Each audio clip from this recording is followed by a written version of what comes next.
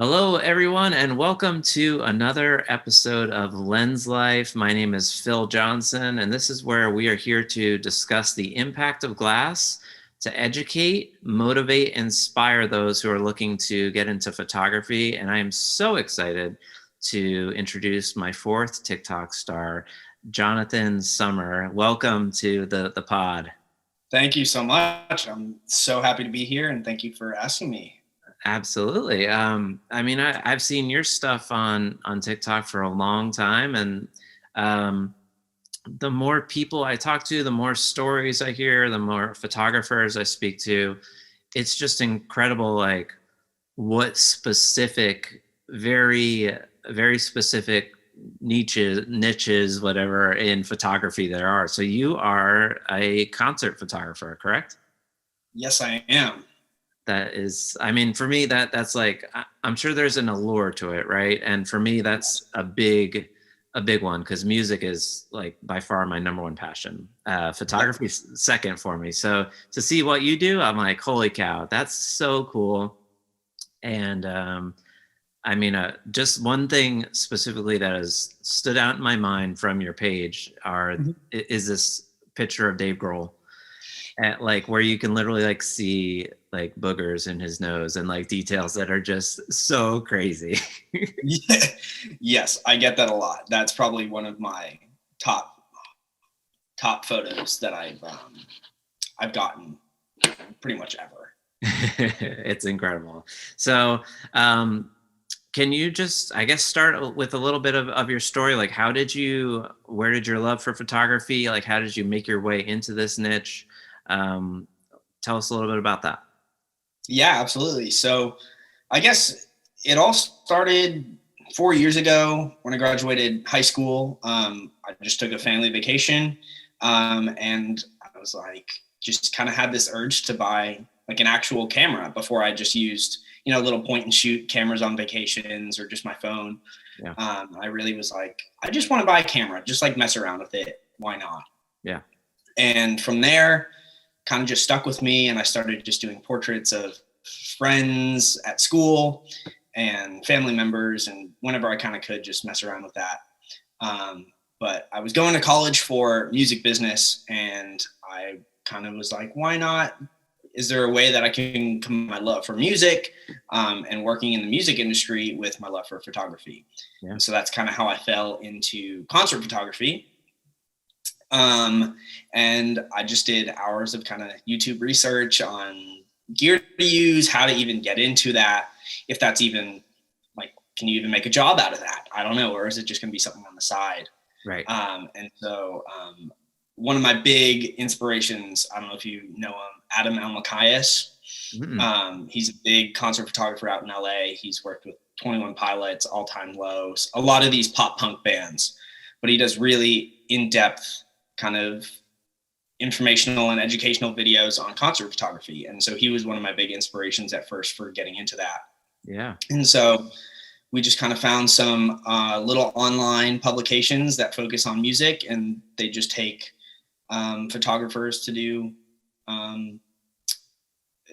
they give them a platform to get photo passes, get them into shows, and just getting people shooting and capturing content. And so I did that for about a year, and I grinded my way out. I think in 3 months I went to 60 shows and 3 festivals, just trying to get into as many shows as I could, just to build my portfolio and gain experience. And then it wasn't until I graduated in April that I was really trying to get out on the road and meet people, meet bands, meet managers, and just start making a career out of it.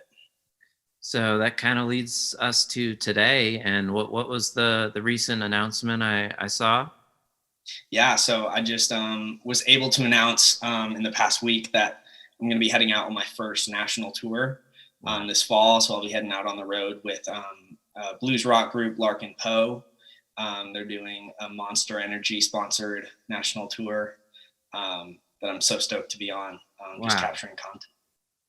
And I mean, how did that come about?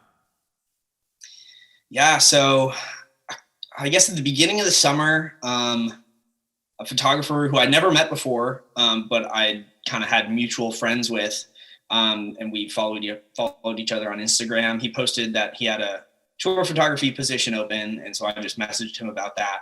And so he passed my name along, and unfortunately, I did not get that one. Okay. But that got my name in the door at this management company, which is a big one. They have a couple locations across the US, but they have a big one in Nashville. And so after that, I got another email from a manager at the same company saying, hey, we love your stuff. Could we interview you for this position? Didn't get that one. But finally, a couple weeks ago, I just got another email from a manager saying, we got your name from so-and-so, recommended you as a photographer. Could we chat? Wow. So it was really just like some little connection on Instagram that I didn't even know was going to lead anywhere. Somehow took me on this whole roller coaster of interviews and opportunities over the past couple months, and finally landed on this one, which I'm so thankful for. Wow. And you had a really big portfolio at that point to show off what you could do as well. Yeah, very thankful that I had all the opportunities in school, just kind of doing stuff for free. Yeah. I know everyone said. What school did you go to, by the way? Oh, I went to Belmont University here in Nashville, Tennessee. Nice. Because I went to Full Sail for recording arts and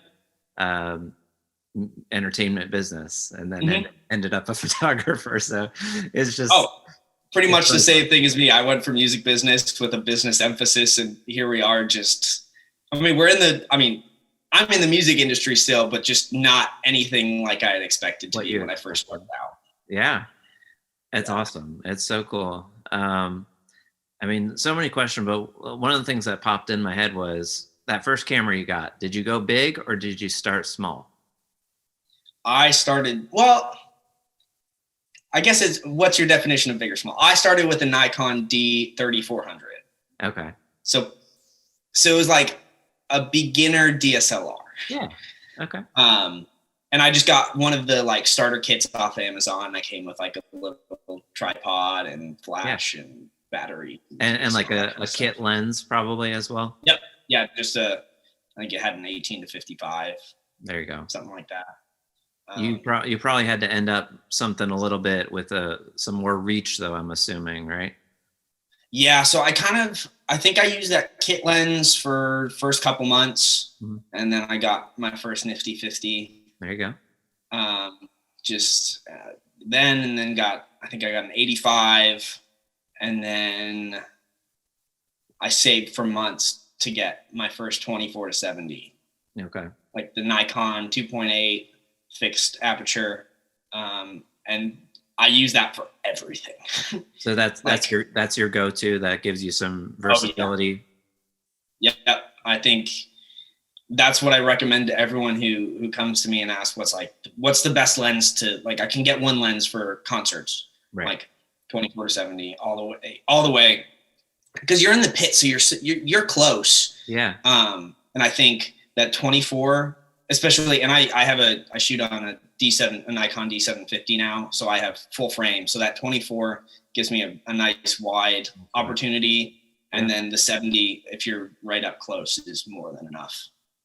So I mean, that was going to be one of my first questions when I saw your content, was like, all right, how is this dude like so close with this good equipment, so that's cool. You got, basically you, through these magazines, you were given a pass that gets you right up in the action.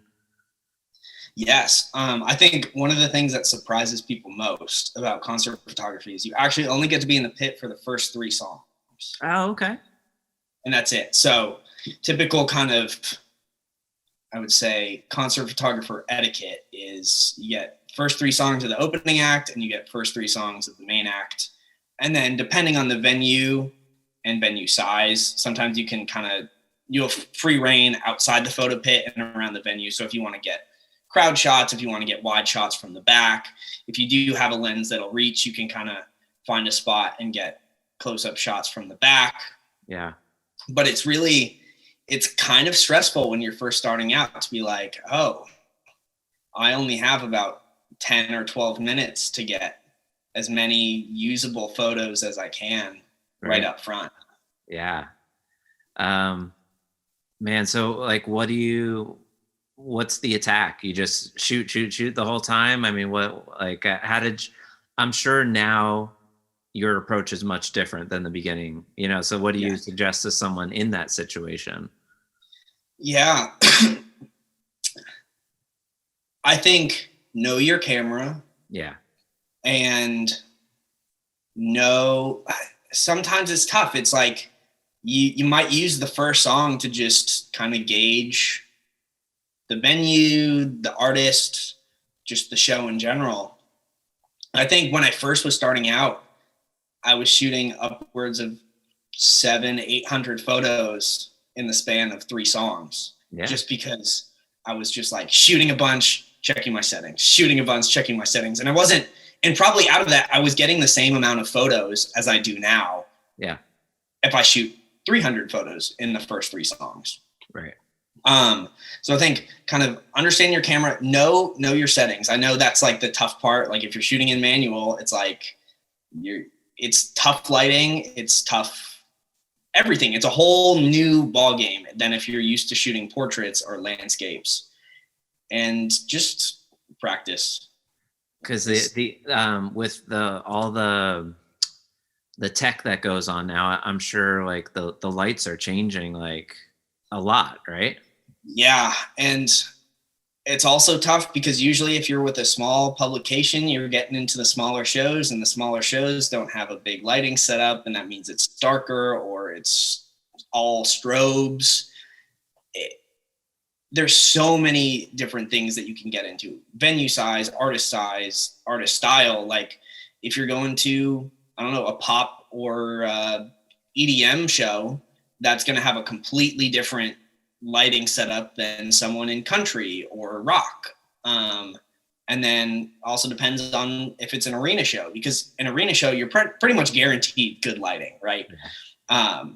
They all have these huge $100,000 lighting rigs, and it's made to be put on a good show and made to be able to see the artist, and that's good for photos.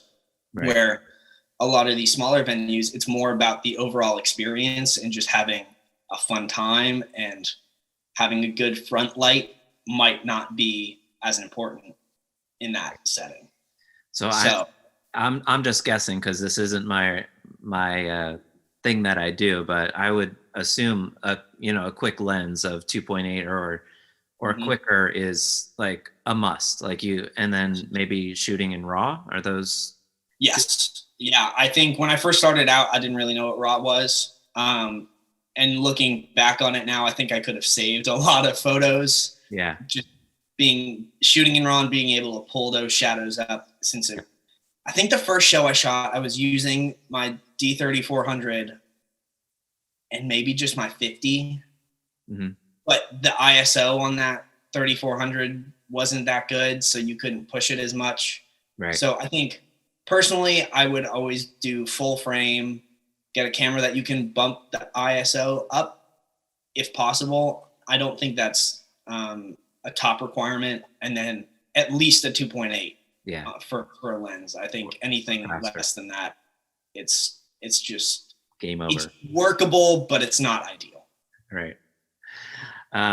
So, I mean, tell me, like, cause I just love your editing style. Like, it's just like, I don't know, dramatic. I mean, the lighting, I'm sure, plays into whatever they're lighting there, but you do a lot of cool tricks as well. And I mean, talk to me about this detail, because when I see stuff like that, like, I just don't get it. Like, how are you doing this?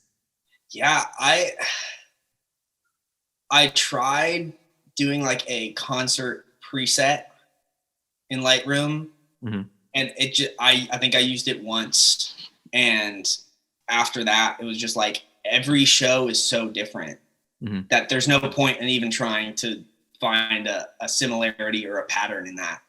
So honestly, it's kind of, I just go at it with whatever kind of vibe I see at the show. I almost get just like a mental picture of how I'm going to edit them. Like sometimes I shoot a certain shot knowing how I want to edit it afterwards. Yeah. So I know specifically for that Dave Grohl shot, I was using a 200 to 500, f5.6 lens, Okay. and that it was shot right at golden hour, so it was light enough still where the 5.6 was good. Right. And it pulled.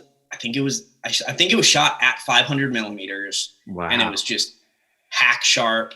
And I just pulled. I didn't pull too much of that clarity up in Lightroom, but I pulled it up enough to where it was like you could just get all the beads of sweat, and he was constantly dumping water on his head throughout the set, so it's like you could see that flying on his hair.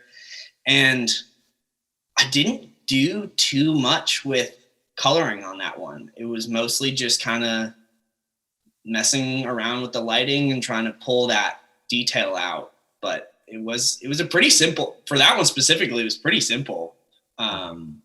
Yeah, I'm sure the big productions really help you with what they're throwing at the subjects. Yeah, because they make it so easy to be like, okay, whatever is on stage, I can capture pretty easily in my camera. Yeah. Where other shows where they're doing a lot of pinks and purples and blues that the camera just does not like. You're just messing around trying to figure out what to do with white balance and tinting and all this kind of stuff. I know I did one of my popular TikTok videos actually was I do a editing other photographers photos series, and a guy here in Nashville actually submitted a photo, and it was just straight pinks and purples, and I was able to pull them all out and get some nice skin tone, like dark purple skin tones with some blues and whatnot, and that just like blew up. People loved that, and it was so fun to be able to get a clear photo out of something that looks so unusable. Wow. So I mean, did this all just come to you naturally? Did you learn on YouTube? Did you have someone show you the editing? I mean, because that's like I've just done self-taught stuff. I mean, editing wise, it's kind of just trial and error, I guess. Everything I've done, I've just learned on YouTube. So, and I know people, like if you Google like how to edit photos in Lightroom, right, it's all just like portrait photographers or landscape photographers. There is no information on concert photography out there. Right. So it's kind of like you just, if you can get there, just get there and practice. That's awesome. Just mess around with sliders until you get something you like, and then move on to the next one and see if that works. And if it doesn't work, then try something new. Again, I don't know how to shoot people at all. I shoot houses and that's it. Yeah. Is for the focus, because you're talking about being at 500 millimeters. Are you like doing an autofocus where it's detecting the face type thing, or are you all manual on the focus as well? Because that would freak me out. So I'm all manual, but I do have a back button focus. Okay. So I think it's the F something button on the back that I've assigned that to focus, so I can shoot without having to worry about my focus changing when I click the shutter, because so many times people are just jumping around on stage and they're moving so much that if I have it set up where the focus is that halfway down with the shutter, I just start missing stuff. Personally, at least. I know other people are completely different, but yeah. I've found that back button focus has helped me a lot, at least with getting more used in focus photos. That's awesome. Yeah. I just love your story, man. Like a background similar to mine, like and I don't even want to ask you how much you spent on your education, but if I could go back, I would not have done what I did. I mean, I don't really regret it, but it was so much money and I didn't really use any of it for what I'm doing now. I mean, anyone I can talk to, like if they want to pursue something like this, is go intern with like meet with someone like you or me, or just, shadow them, watch what they do, and bring something of value to them, and just, intern for free or whatever. You can learn so much, save so much time, money, and I don't know. a little bit of a regret on my end, I guess. Yeah, yes, education was expensive, but I chose Belmont for the sole reason of its connections Yeah. and just the people that work at that school and who they know. Right. Like even if I went into the music industry, it was I would go to the school because of the connections it has. And I think if I hadn't gone here, I wouldn't be going on tour this fall. Like, I think I owe everything to that school. Even if I'm not using my education, I'm using the people that I met through that school and the people that they know.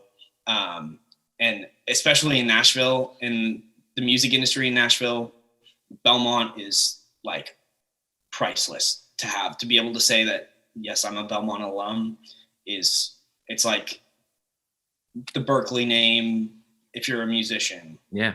Or the Harvard name if you're in business, or MIT or anything like that. That's right. Belmont in Nashville in the music industry.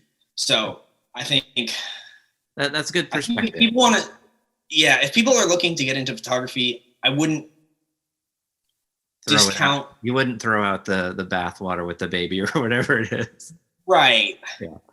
But I also would say, think it through. Look what you want to get into specifically. Right. If you have a specific niche, maybe going to college for a music industry degree to get into concert photography, that's not the worst idea.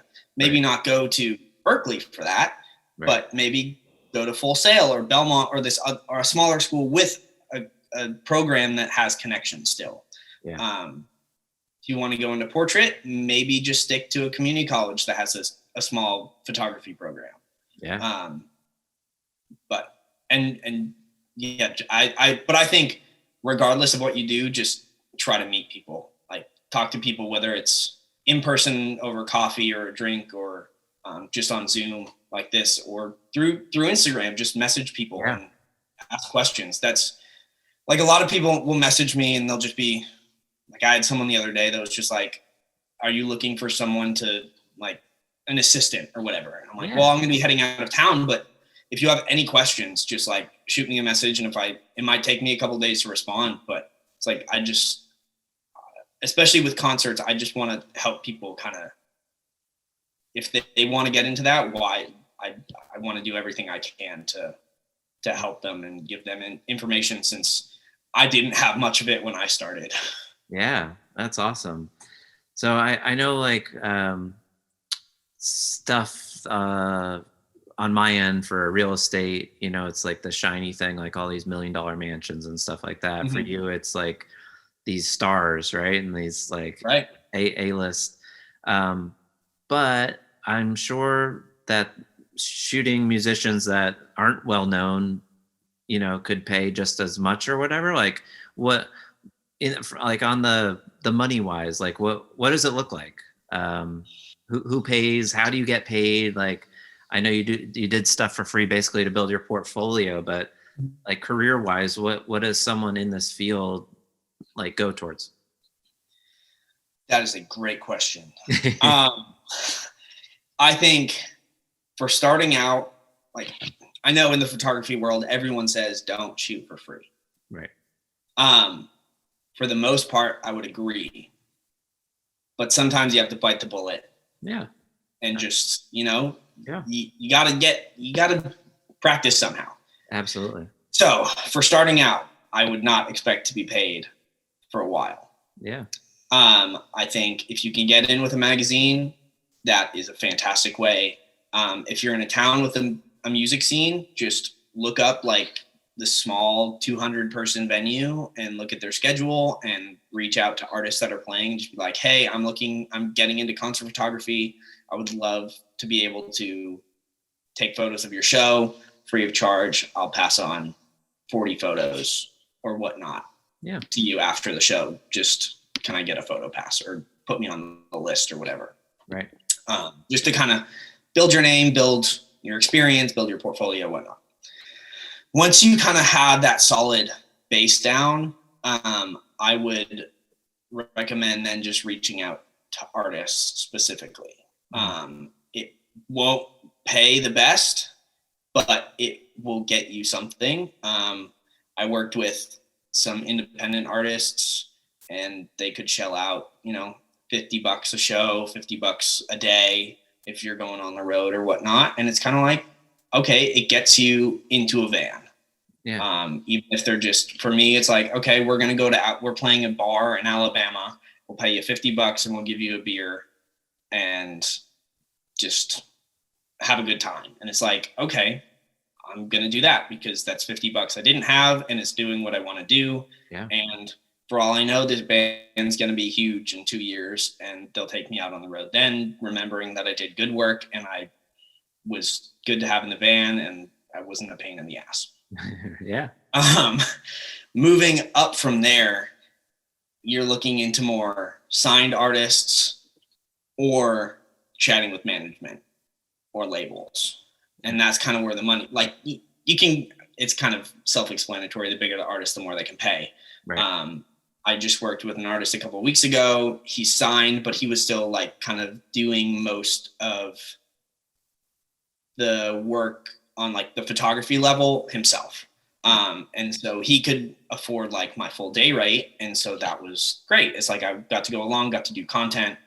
And that's paying a little more. And then once you're getting kind of your name out to managers, that's when you're getting upwards of, 150 a show, 350 a show, 500 a show, so on and so forth. I had a point that I forgot though.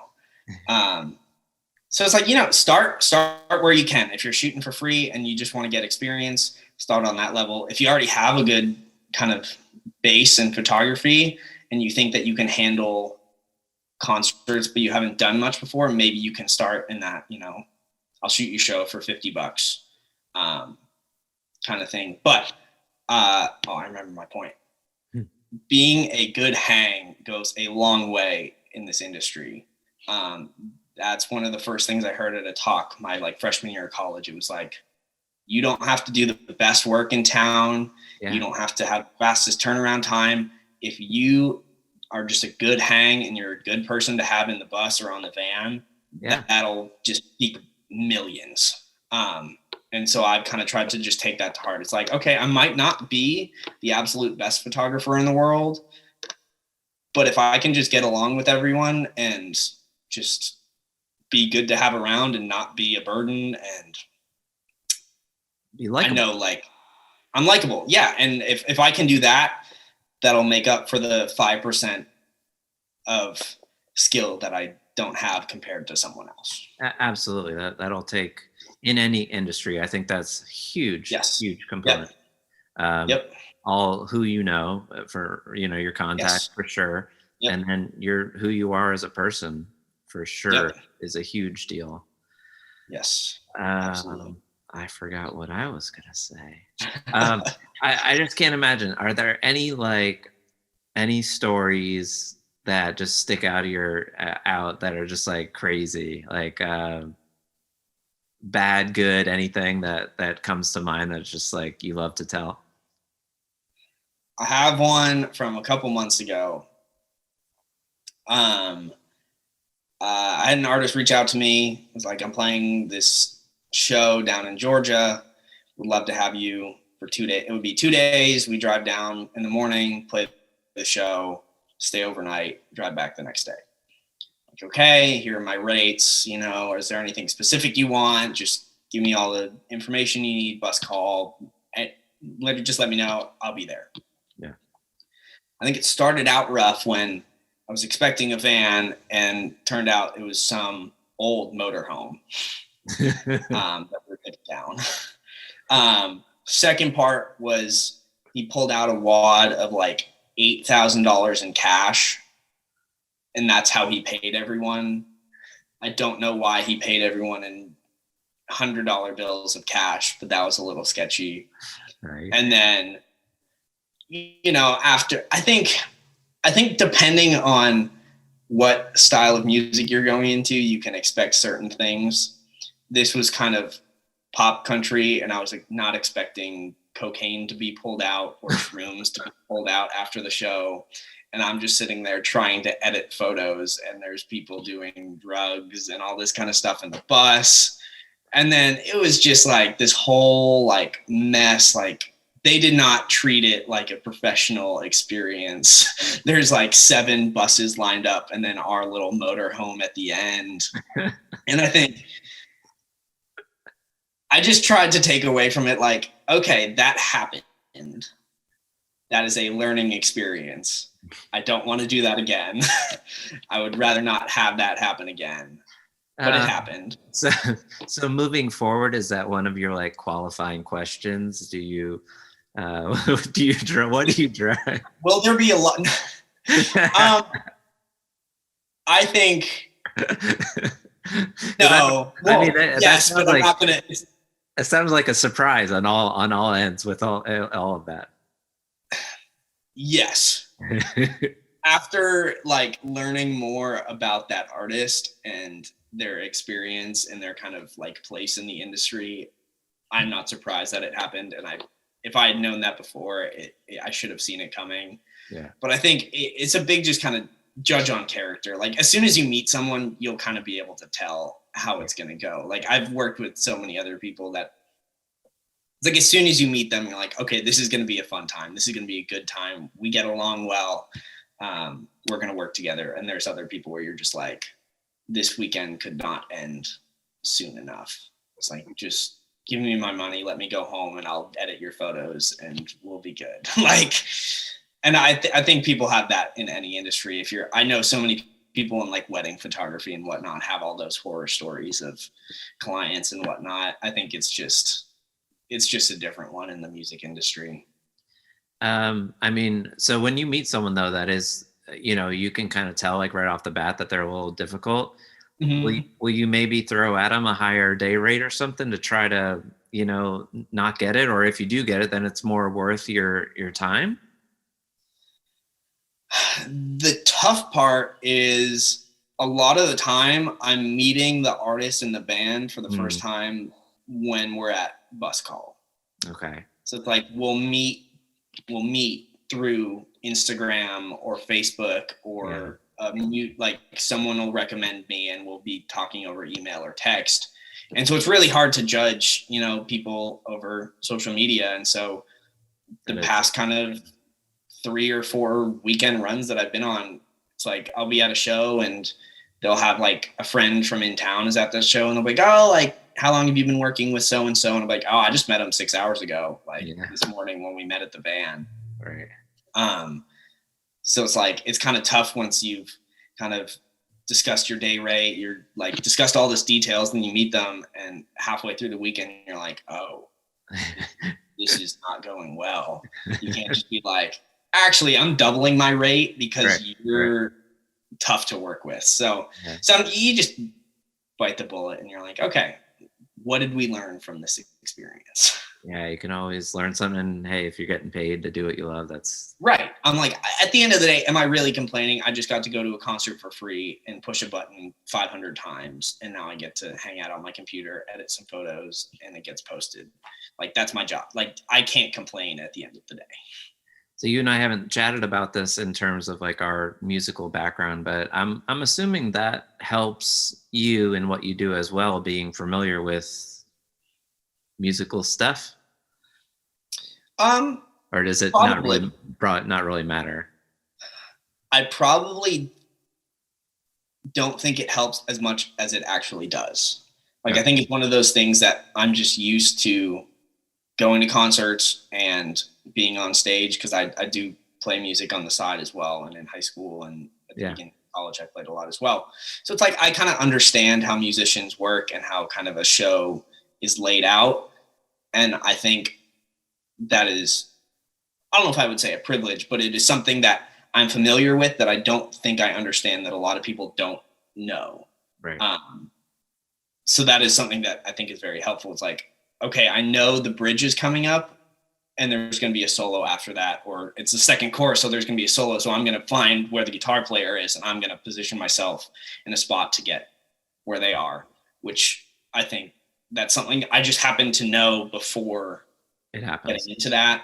Right. But that's something you can also learn just by you'll be like, okay, this is kind of it's a country song, and this is the structure of a typical country song or whatnot. Yeah, yeah, and I'm sure that factors into your hangability, you know, with the band. And Yeah. uh, Yeah. so you mentioned like with this gig that you're coming into, that you're going to be doing their content. Are you doing like video as well, or is it strictly photo? Mostly photo, but I will be doing video as well. Just kind of, you know, a week recap or weekend recap videos and whatnot. Nothing too crazy. But. So just kind of like shooting dirty, like little video clips in between type thing. Yeah. Video is not my strong suit. Yeah. I've kind of just been, I think it was about a year and a half ago, I realized I would not be asked on tour if I didn't know video, because they want someone that can do both. Why would they hire someone to do photo and someone to do video if they can hire someone that can do both? Right. So it's just been like photo. I've just been trying to teach myself video, teach myself video editing, and it's been a slower process than teaching myself photography, but it is going, and I can get a video done. Right. So yeah, I mean, you've got all the skills. They'll translate easily. Yeah. It'll just be you becoming more comfortable in that realm. So that's video editing is a little more tedious in my personal opinion, more tedious than photo editing. I know some people, depending on what kind of photographer you are and what style, right, sometimes it can be like, if you're doing nitpicky skin retouching, that can I could never do that. Props to anyone who does that. I don't have the patience for that. So video editing has kind of been more tedious for me, but it's going well. I think, and well, I just hope you'll learn to love it, because it gets exciting. I don't know. I'm sure. You know, and like telling a story, like you'll probably come away with some awesome content, like on the bus and different stuff. So that's really cool. Yeah. There's so much stuff that I can like see in my head. Yeah. But I just don't know how to translate into a physical kind of end goal.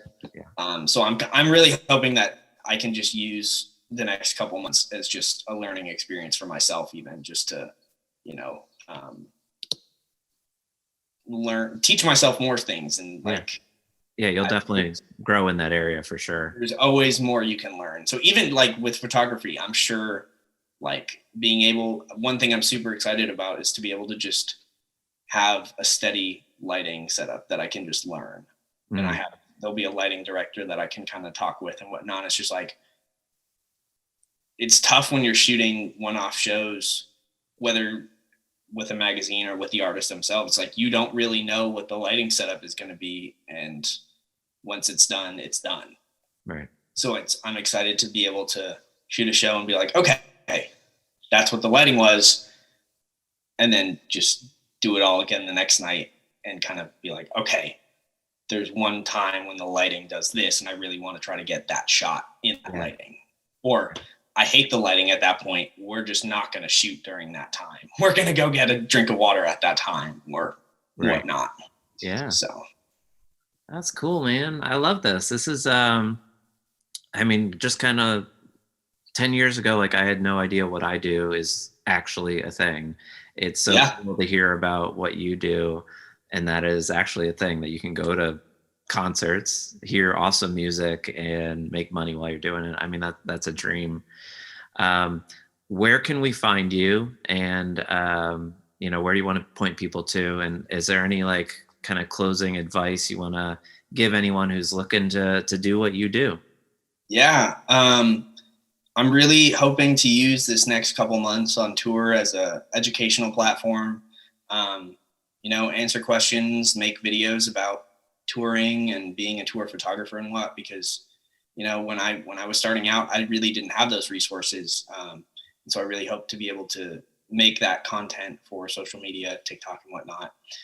So if anyone wants to, you know, find more information about me, my work, ask questions, whatnot, they can find me on Instagram. It is jsommer_photography, spelled SOMMER. And then same thing on TikTok, JSOMMER_photography. And just, you know, shoot me comment, message with any questions. If there's any videos you want to see, have me do, just let me know. I'm all ears. Yeah, or send him one of your photos and he can edit it Yeah. for you, or Yeah, I do a bunch of collaborative videos. yeah, you So do that cool camera drop thing. yeah, I yeah, we really, do a bunch of series on TikToks, which you can check out. And there's links in my bio and whatnot to submit your stuff for that. So yeah. Well, thanks so much for coming on, man. You're definitely an inspiration for me. I've loved seeing your stuff. I look forward to seeing what you do on this next job and all the cool things you're going to learn with video and see those sharp photos coming through. So thanks again, and I'll see you on TikTok. yeah, thank you so much for having me. I was so glad to be here. I love what you're doing. So excited to see future guests that you have as well. Cool. Awesome. Thanks, guys, for watching and listening, and we will see you next time. Bye.